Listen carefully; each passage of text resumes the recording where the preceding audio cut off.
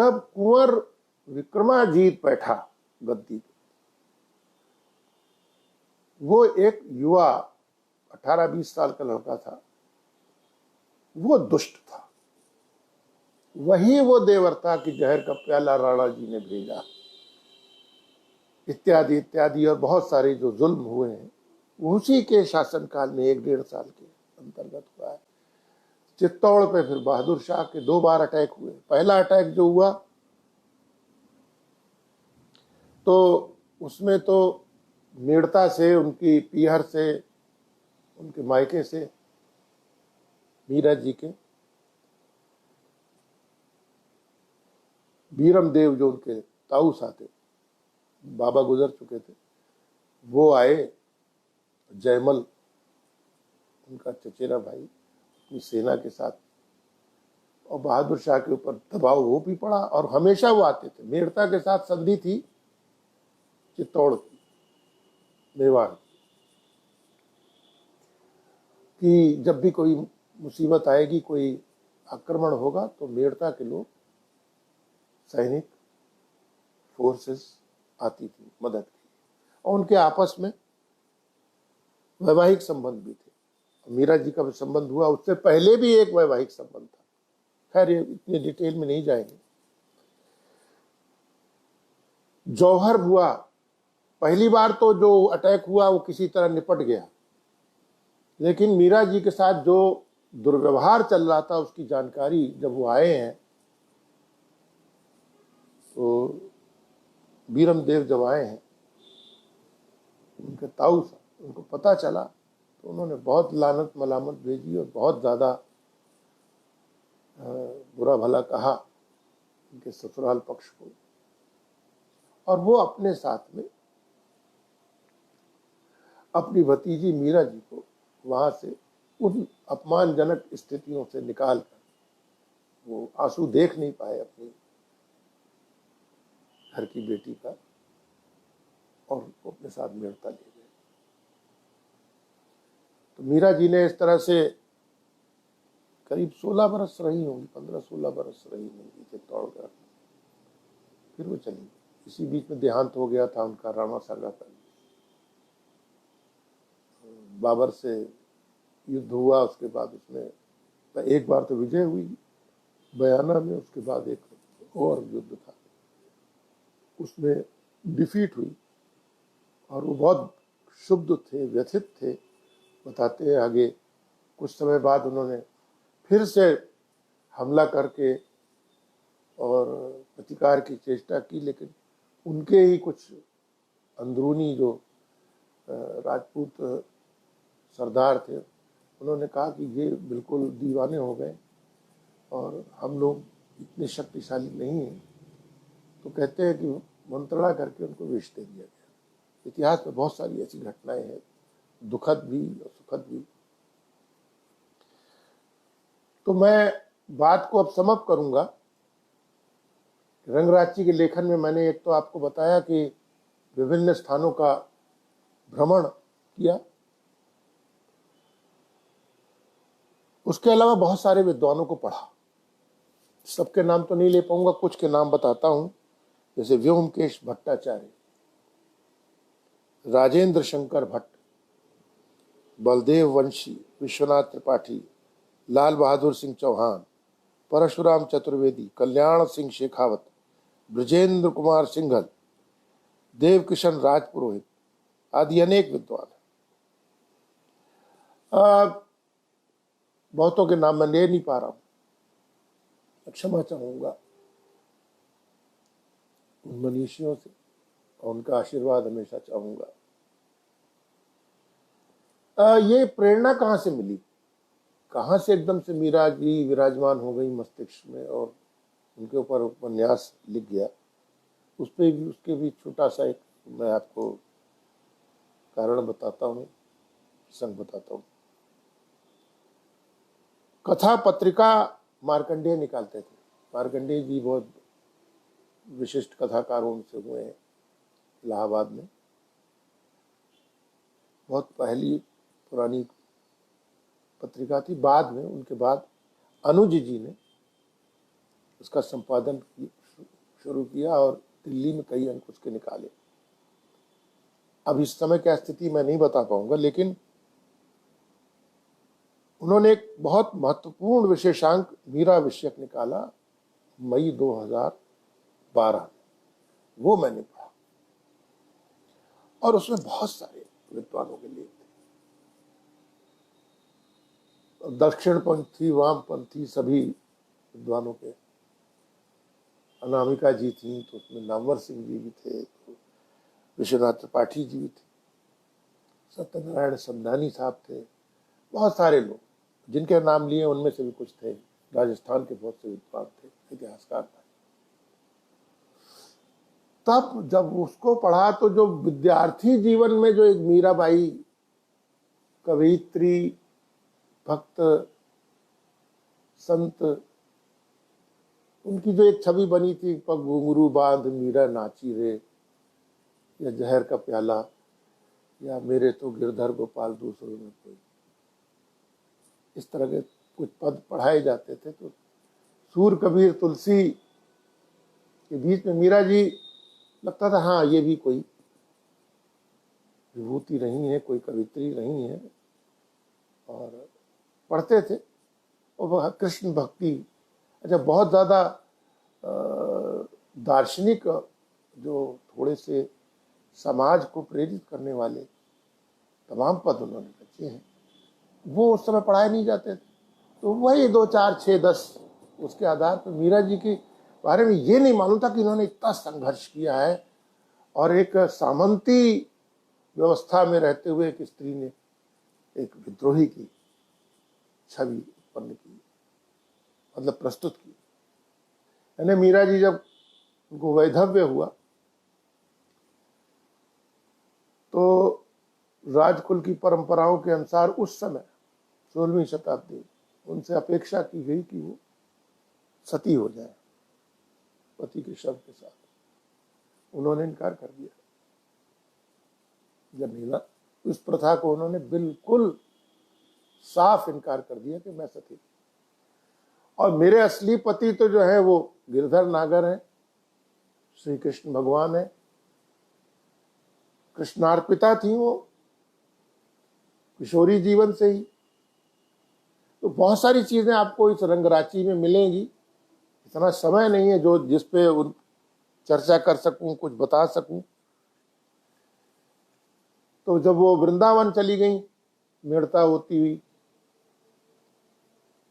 तो मैं वहां भी गया था, वृंदावन भी जब गया हूं मैं, वहां भी गया हूं द्वारका में जो उनका अंतिम स्थान है। तो वृंदावन में स्थित मीरा मंदिर में मेरी उस मंदिर के प्रधान सेवायत श्री प्रद्युम्न प्रताप सिंह से भेंट हुई।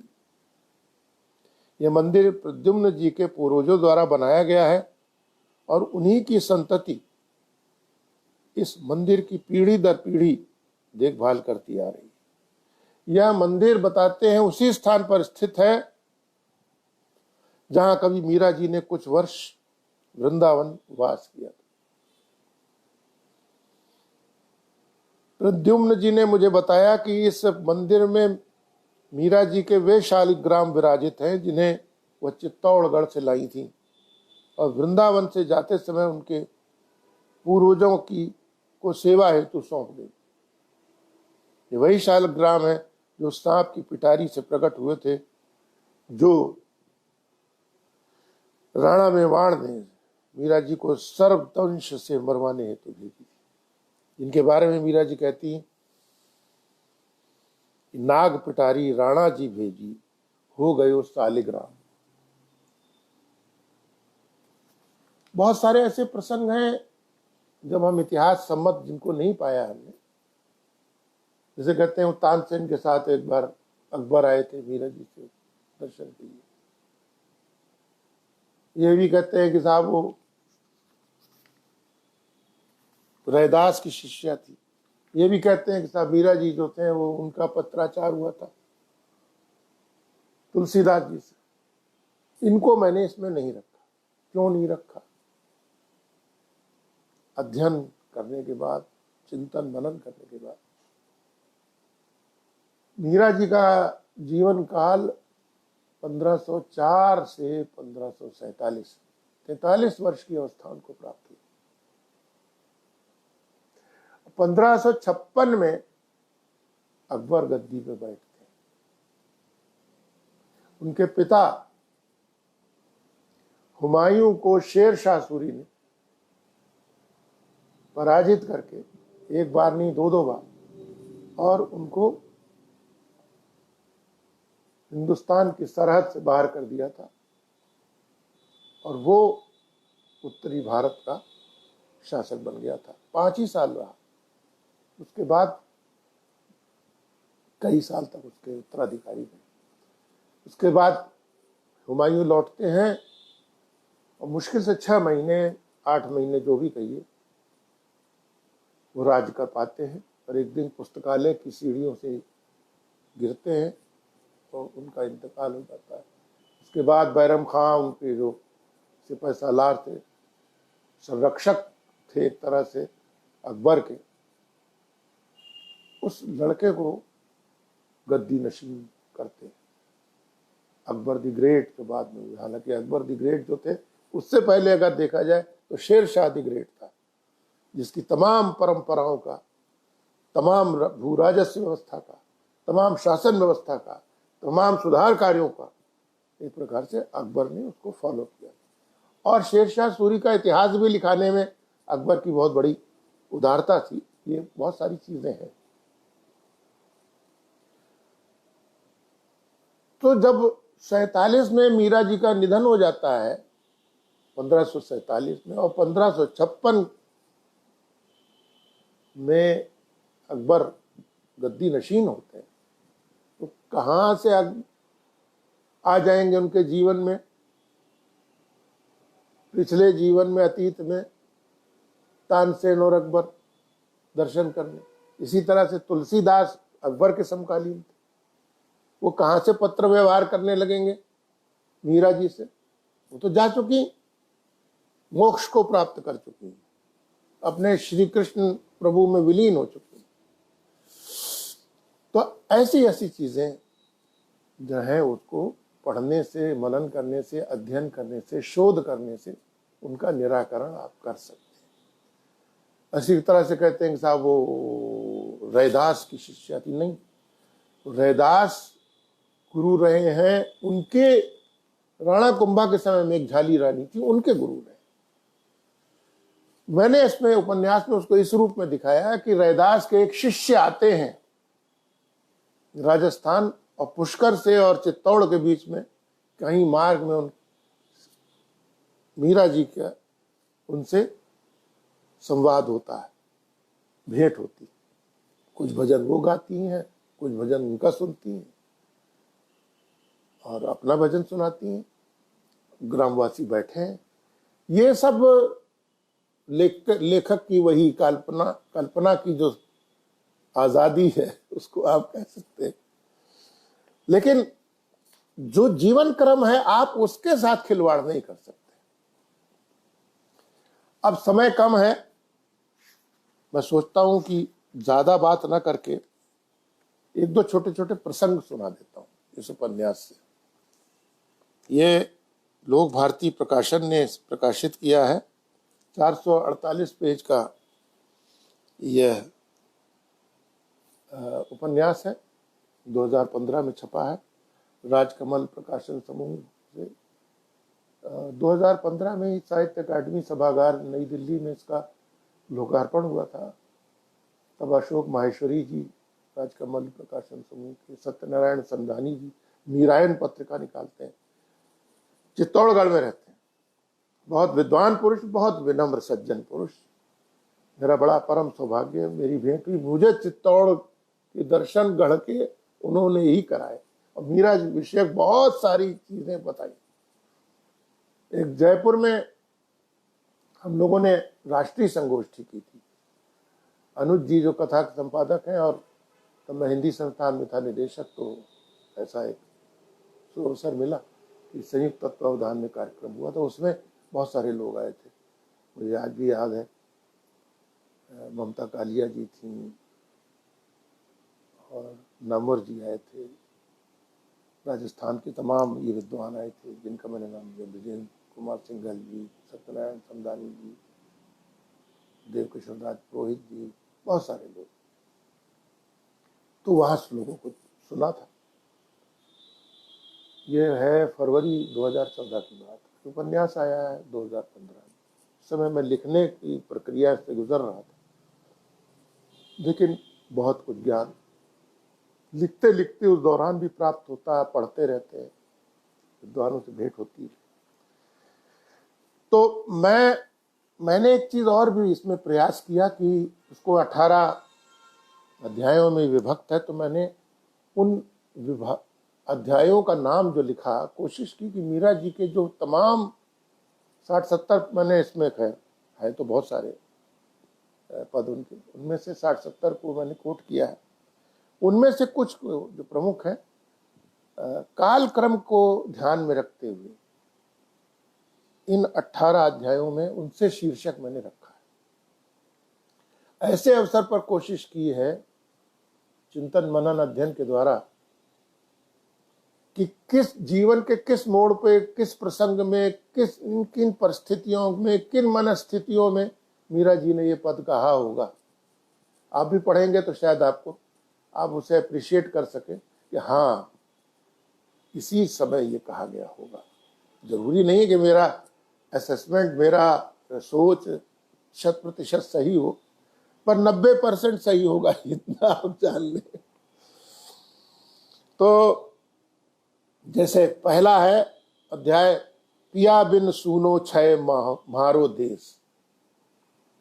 पिया के बिना, प्रियतम के बिना मेरा देश जो है, जो हृदय में मेरे जो ये देश है, वो पूरा सुनसान है।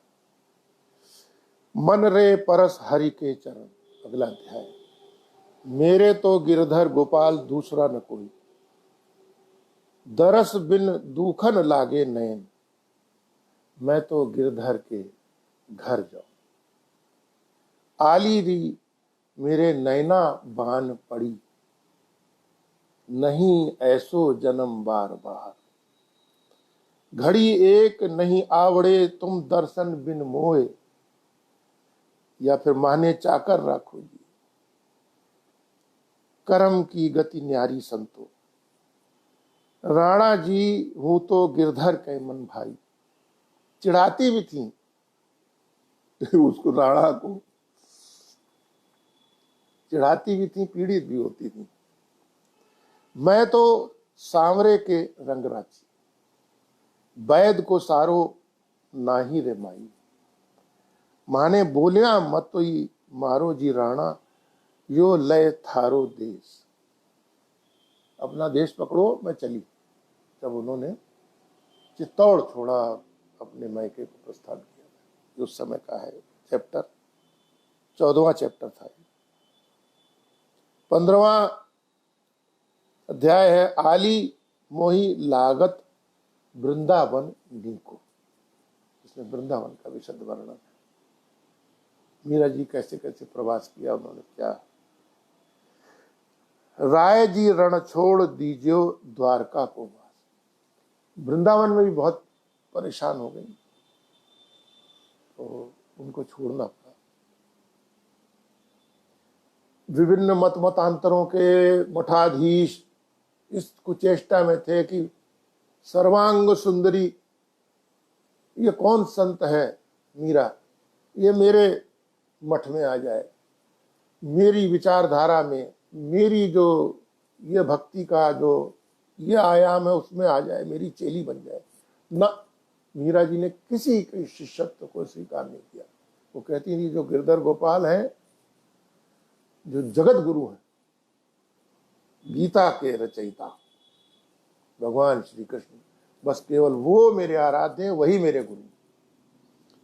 इसलिए उन्होंने और किसी को ना गुरु बनाया, ना किसी को अपना शिष्य बनाया। ये सबसे बड़ी विशेषता थी। लोग फॉलो करते हैं मीरा को, उनके भजनों के, उनके पदों के माध्यम से। पतियां मैं कैसे लिखूं, लिखियो न जाए, विरह के अंदर पराकाष्ठा पर उन्होंने लिखा है पद। और अंत में है 18वां अध्याय, मैं गिरधर के रंग राती। समय कम है तो एक प्रसंग सुनाता हूं और दो का अवसर नहीं है, मात्र 2 पेज हैं, आप सुन लीजिए, 1.25 होंगे।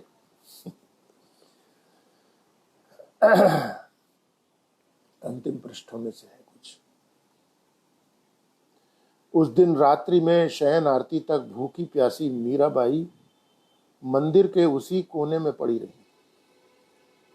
द्वारका नगरी में यह प्रथम अवसर था जब मीरा द्वारकाधीश जी के मंदिर में प्रातःकालीन मंगला आरती के समय से रात्रिकालीन शयन आरती तक निरंतर बनी रही। बाहर चित्तौड़ के ब्राह्मण अलग धरना दिए पड़े थे। उदय सिंह, महाराणा उदय सिंह ने भेजा था, जाके मीरा जी को लेके आओ। ब्राह्मणों की एक टोली भेजी थी, कहा था कि वहाँ तमाम महामारी, तमाम मारकाट, बहुत सारे कष्ट चल रहे थे कई सालों से। वो खुद भी जलोदर रोग से पीड़ित हो गए थे। तो लोगों ने कहा साहब ये सब इसीलिए है कि इतनी बड़ी जो संत स्त्री थी आपके कुल की, उनकी अवज्ञा करके, उनको अपमानित करके इस स्थिति में ला दिया गया, मन स्थिति में, कि उनको छोड़ के जाना पड़ा चित्तौड़। तो भेजा था उन्होंने, लेके आओ। अब भाई राजा की आज्ञा अगर नहीं मानेंगे तो मुसीबत, बिना खाली हाथ आएंगे तो कहीं गर्दन न कट जाए। तो ये सब था। तो बाहर चित्तौड़ के ब्राह्मण अलग धरना दिए पड़े थे, अनशन का दबाव डालकर भक्तिमती मीरा को झुकाने पर पूरी तरह से आमादा। उस स्त्री को जो आज तक कभी भी किसी भी परिस्थिति में न तो झुकी और न ही टूटी, आज वह असाधारण स्त्री भी द्वारका के उस सर्वोच्च मंदिर के भीतर एक प्रकार से जगतपति के सन्मुख धरना दिए पड़ी थी। पूर्णता निराहार, उपवासी, क्षीण काया। यदि ललिता साथ में न होती तो मीरा जल तक ग्रहण न करती। स्थिति की गंभीरता अब तक मीरा से जुड़े प्रत्येक व्यक्ति पर स्पष्ट हो चुकी थी। मंदिर में आने जाने वाले तीर्थयात्री और अधिकांश स्थानीय नर नारी भले ही उस बात को न समझ पा रहे हों, परंतु मीरा के शुभ चिंतकों, अनशनकारी मेवाड़ी ब्राह्मणों, मंदिर प्रबंध से जुड़े अनेक कर्मचारी और पुजारी गण सब जान चुके थे कि मीरा जी अस्वस्थ और रणछोड़ जी महाराज से एकांत में कुछ देर मिलने के लिए संकल्पबद्ध है। मीरा के सभी संगी साथी मंदिर परिसर में एकत्रित थे, सभी तनाव की स्थिति में थे। मीरा जी अपने मन की व्यथा रणछोड़ जी से कहे बिना इस मंदिर से आज हिलने वाली नहीं थी। कब वह घड़ी आए और हम उन्हें मनाकर किसी भांति घर ले चले। अनशनकारियों के मुखिया पंडित बाल मुकुंद पांडे मंदिर प्रांगण में बैठकर अब स्वयं स्थिति का आकलन कर रहे थे। उन्होंने भी मुख्य पुजारी से निवेदन किया था कि एक बार मीरा जी को रणछोड़ जी के सन्मुख उनके गर्भगृह में अपने मन की पीर कह आने दीजिए, तब वह हमारे साथ राणा उदय सिंह के अनुरोध को स्वीकार कर चित्तौड़गढ़ चलेंगे। अन्यथा हम अनशनकारी ब्राह्मणगढ़ भी एक एक कर इस मंदिर के बाहर अपने प्राण त्याग देंगे। रात्रि में शयन आरती के पश्चात मीरा जी को रणछोड़ श्री कृष्ण से मिलने की अनुमति प्रदान की। मीराबाई अपने एक तारे और खड़ताल को दोनों करों में ऊंचा उठाए वेवल दशा में रणछोड़ जी की चौखट के भीतर दाखिल हुई। मीरा के साथ केवल ललिता सखी को ही गर्भगृह में प्रवेश का अवसर दिया गया। क्षीणकाय मीरा को सहारे की आवश्यकता थी। रणछोड़ जी के पट मीराबाई के प्रवेश के पश्चात भीतर से बंद हो गए। कदाचित मीरा जी की आज्ञा से ललिता ने ऐसा किया था। उस भव्य मंदिर के मुख्य पुजारी ने मीरा जी को भगवत साक्षात्कार हेतु कुछ देर के लिए पूर्ण एकांत प्रदान किया था। मंदिर के सारे दर्शनार्थी एवं भक्त मंदिर प्रांगण से जा चुके थे। पट बंद होने का यह समय ही था, परंतु मीरा जी के बाहर आने की प्रतीक्षा में मंदिर के प्रबंधक, प्रधान पुजारी, उनके शिष्य प्रताप सिंह, चंदन सिंह, मेवाड़ी अनशनकारियों के नेता बाल मुकुंद एवं सारे मेवाड़ी ब्राह्मण सांस रोके एक ओर खड़े थे। भीतर एकांत में नीरव और निशब्द एकांत में मीराबाई एकटक खड़ी खड़ी रणछोड़ जी की मूर्ति ये आंखों में देर तक निहारती रही। इनकी सांसें उस समय इतनी तीव्र गति से चल रही थी कि उठती गिरती सांसों की आवाज स्पर्श मात्र की दूरी पर विराजते रणछोड़ जी के मुखारविंद तक जा रही थी। मीरा जी से जरा पीछे उनकी अनन्य सखी ललिता अत्यंत सावधान मुद्रा में उनके पास खड़ी हुई थी कि कहीं मीरा लड़खड़ाएं तो उन्हें फौरन थाम ले। मीरा तब अपने प्रियतम से अपनी दुविधा के कहने के स्थान पर उन्हीं की दुविधा समाप्त करने हेतु अपने एक तारे और खड़ताल की धुन और ताल पर अत्यंत कोमल स्वर में इस प्रकार गाने लगी। सैया मैं गिरिधर के रंग राती,